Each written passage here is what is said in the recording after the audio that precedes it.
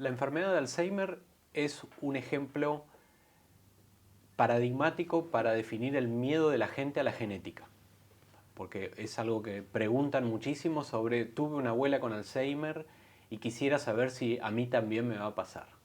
Y si bien hay causas genéticas, o por lo menos con mayor predisposición, que son alrededor del 3%, está el concepto de epigenética como la capacidad de modificar la expresión de determinados genes mediante factores externos. ¿Cómo te parece a vos que esto se puede abordar o cómo se puede influenciar? Porque algo que la verdad que es muy difícil de entender es que nosotros podamos influenciar nuestra genética, ¿no? Uno se siente muy chiquito frente a la genética como si fuera un monstruo que nos determina. ¿Cómo ves esta beta de la epigenética como la posibilidad de nosotros de accionar frente a eso?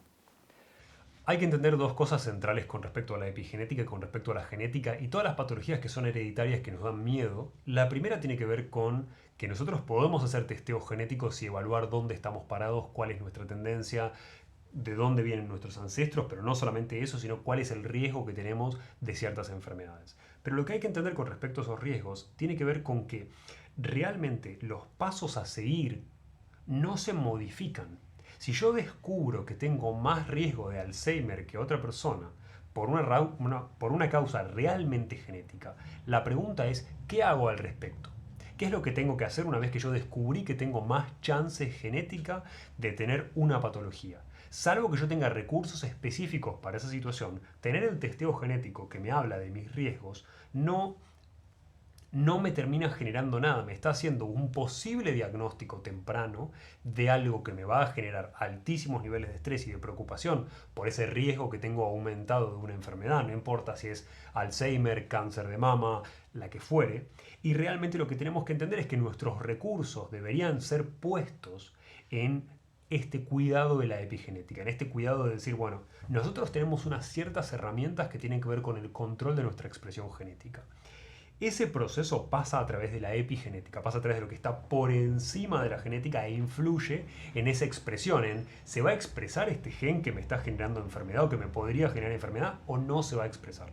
Ese control epigenético sucede gracias a algunas cosas que tienen que ver con nuestra exposición al daño por un lado a nivel genético, pero que también tienen que ver con algo llamado metilación.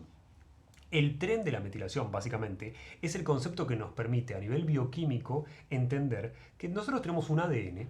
El ADN es igual en todas tus células. En todas mis células va a ser exactamente el mismo ADN, por eso me pueden identificar a mí a partir de ese ADN.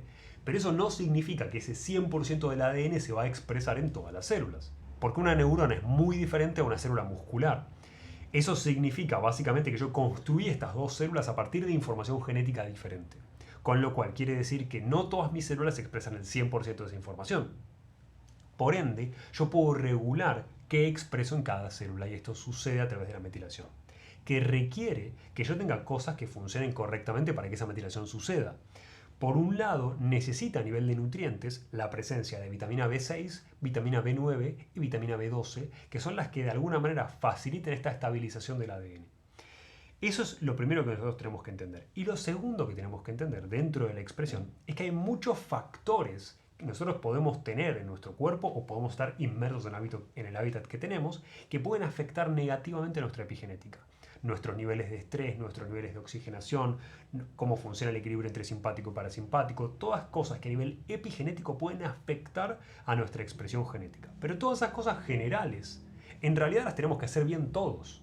No se trata de si yo tengo un informe que dice que tengo un riesgo aumentado de X patología, sea Alzheimer o sea otra, porque lo que tenés que hacer epigenéticamente para cuidar tu ADN y para cuidar esa expresión genética es siempre igual.